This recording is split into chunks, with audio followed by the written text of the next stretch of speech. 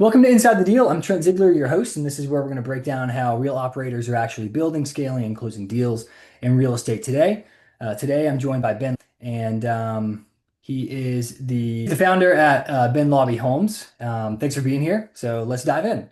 Thanks Um, for having me. yeah, absolutely. For the viewers, what is it? What is it that you do? What are you about? Who are you? Yeah, so I'm based in Central Florida and I was born and raised in the area and got into the real estate business about 10 years ago. And over that time of being an independent agent, I wanted to help other agents grow their sales professional and their life. And so I launched the Ben Laube Homes team, and we are a residential sales transaction team. So we only do residential transactions in the Central Florida area. And we are a team of about 15 agents, and we've been going since COVID, since 2020. Great time to launch a business, and been just leading the team and expanding our sales. Nice, very nice. Since COVID, a lot of big shifts since COVID, right? Yes, yes. Which is the Um, most exciting thing about real estate. Every day is a different day. Yes, indeed. So what in the industry, what major shifts have you been seeing? Again, we're talking about COVID, so I guess pre-COVID, or you said you started just after COVID. So what have you seen in the industry since then? Definitely a lot of different market cycles, and I feel like the market cycles are definitely getting shorter and shorter. But between the waves of how everything moves, we had lower interest rates right when COVID was happening. That really spurred growth and buying power and sales in 2020, 2021 for the Central Florida area. And since then, we've kind of seen, a lot of things slow down, at least in the last 12 months, as now they seem like they're picking up again based off of the investor side and the retail side as well. So it's been an adaptation, as it always is with the market velocity, but it's also been a lot of legal changes to how we do business, which we, of course, have made commonplace. So it really hasn't changed how we do business. It's just more so changes the customer's impression of how we do business. And then AI has been a big impact because it's helped us, expand our reach and automate some systems and be more thoughtful in how we're following up and not letting anyone keep, fall through the cracks. So it's been an exciting time for sure. Right. Nice. So you talked about AI. So how is it that you are utilizing AI in real estate today? Obviously, like nurturing your leads through the pipeline, but how specifically are you implementing AI in your business? Yeah. So the biggest impact that we've seen is to be faster, right, in response. So every consumer wants immediate response, and they get that from ChatGPT or Gemini or when they use AI or even Google. So we've implemented that speed to lead to be immediate responsiveness when someone is entering our system or ecosystem, whether it's through our portal or they're reaching out through a QR code or one of the different marketing methods that they do. We just want to make sure we are faster to respond. And that is where we put AI to help that initial conversation start and start qualifying the customer or getting the basic background information of the customer to then prep a appointment for the sales agent.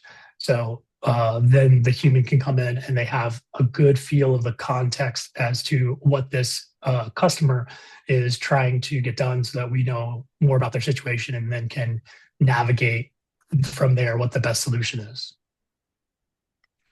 So that's been the biggest impact, but there's also been some other enhancements just on, managing transactions, cleaning up our database, enriching contacts, everything behind the scenes. So a lot of automations on behind the scenes backend systems, outbound marketing, but really the customer interactions have been the most, I guess, largest return, most impactful to the agents. Okay, nice. So how have the customers been reacting to the shift, or do they understand the shift from speaking with a live person to speaking with an AI assistant, a large language model? There was more hesitation about it a year ago than there is now, and as long as it's disclosed up front, I think people understand, what they're getting or what they're getting into. Sometimes they don't even seem to notice because we try to filter it in if it's a voice call at the same time that they're going to hear the message that this call is being recorded. So it's, this call is being recorded and you're speaking to Ben Laube's AI assistant. How can I help you today? Right. So it's, very quick and fast in the beginning, but it is disclosure so that they know who they're actually speaking to rather than, a real human person.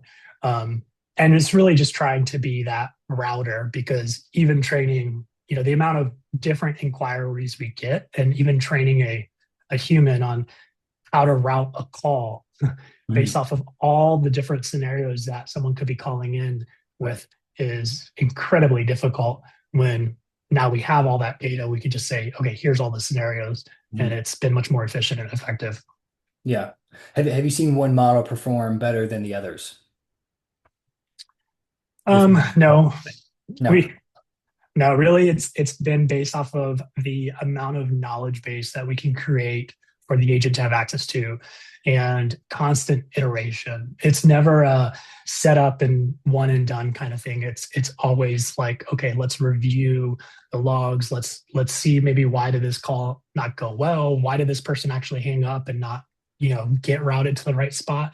Um, so there is some kind of like give and take, but there's definitely more conversations occurring solely because we're picking up the phone and we're being able to answer the phone than letting the phone go to voicemail, which was what would have happened before if the receptionist was busy or we were on the other line or it was on after hours, Mhm. right? So the connection rate, even for those people who maybe don't make it to the end of the call because it's AI, is still that is still higher than what it would have been to reconnect with them if we were trying to reach them after a voicemail or a Right. missed call. Right. Yeah. Awesome. So getting out of the weeds technically. What's working well for you in real estate right now, buying and selling properties? What's working well? What are you doing really good that other people are not doing? So we're working with a lot of institutional investors.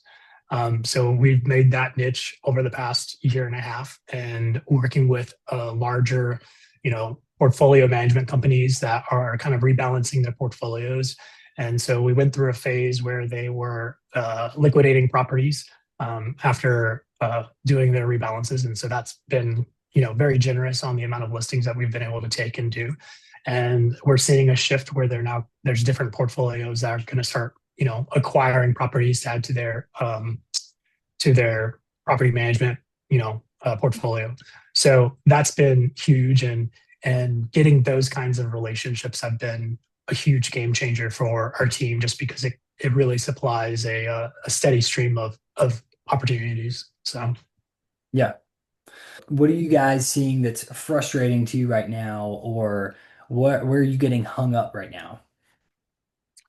uh, I think it's the biggest thing is just repeat and repetition.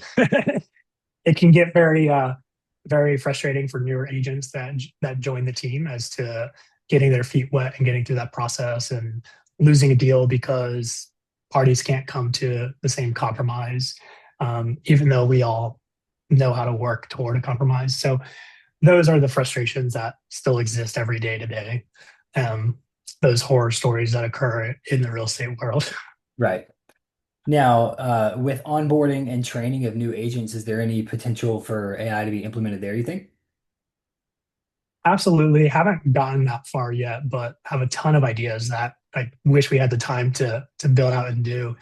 I feel like when it comes to onboarding, especially being a team that has grown as fast as we have, we're constantly adding to our onboarding library and adjusting it. And it was great in the beginning when we started the team, but it became almost too overwhelming later in the process because it was such a large and long process. And it was also mostly self-paced. So we've had to make some adjustments because agents just if they just went through licensing or even if they're coming from another brokerage or they have experience, like doing something that's self-paced education is very difficult and time consuming. It's not like the most exciting thing to do, right? Yeah, right. Um, So we want to work toward taking all of that information and putting it into almost like an AI assistant that could be their coach so that the sales agents have, they have a question about either how the team does something or how the brokerage does something or, this contract or form or process. And they can ask this AI assistant that can answer their question instead of them having to call me or, go to our knowledge base and look it up themselves. So that's kind of like on the radar as another great solution that we want to find or build for our agent attraction or onboarding, which I think would be hugely impactful. Yeah, absolutely. AI mentor, onboarding AI mentor, Yeah, right? yeah, Nice. Yeah, great idea. So 6 or 12 months from now, where do you want your company to be? Where do you want to be at? yeah. Just much larger. We want to actually expand into the commercial division and do more of the larger commercial deals. I think there's a huge um, experience gap and age gap between commercial real estate agents and residential real estate agents. So I think there's opportunity there to actually, um, do a lot more business, especially because commercial real estate from a tech standpoint seems to be extremely farther behind than what technology solutions exist in the residential world. So I think our solutions could apply really well to, sales professionals who are working on the commercial side. So that's really the next expansion is let's start doing more commercial deals and build those relationships. Yeah, awesome. How could you use AI to generate those leads that you need to get into that commercial space? That's a great question. Yeah.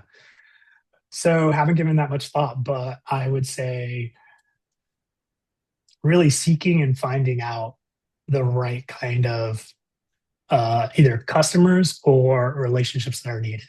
So, commercial real estate, from my perspective, is still very much of a buddy buddy kind of world. Um, and so I think there's an AI agent that could be resourceful in finding out, who's active in the industry, who's doing transactions, and also from a ownership perspective, right? Who owns certain properties that could be identified as, either potential development projects or be identified as potential deals for our customer base, right? So following the chain of ownership for a commercial property is completely different and sometimes difficult because a lot of those properties are owned by entities, which are owned by entities, which are owned by entities. And there's can be so many layers where you might not even be able to trace that, or at least from a manual perspective, it can be very difficult to find the owner of a property that your customer may want to buy or be interested in or may fit the needs of what your customer is looking for. So I think that kind of research and analytical aspect would be kind of like a magic tool on the commercial side. Gotcha. Yeah, super insightful. I don't know when we'll get there. Where does the data come from, right? Some API. Yeah, where's the database?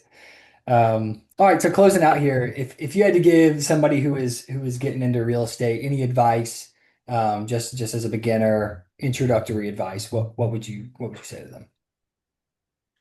Don't be a secret agent. That's the Hey, biggest thing. Get your name out there, get you out there, be everywhere all at once, all the time. You have to promote yourself or you will not be building a business. there you go. You heard it here first. Don't be a secret agent. Where can we find you at, Ben, other than in Orlando, Florida? Where do we find you at digitally? If not in Orlando, Florida, hopefully on vacation. And if not on vacation, you can find me at my handle, which is Ben Laube, Laube, basically anywhere on the internet. Sweet. Well, if you're ever in Disney World, then you can hit up Ben and have a conversation with him. Thanks for coming on Actually, today and giving us some insight into your operations, Ben. We appreciate it. absolutely. Thank you. Yeah, knowledge is wealth. Let's spread the wealth.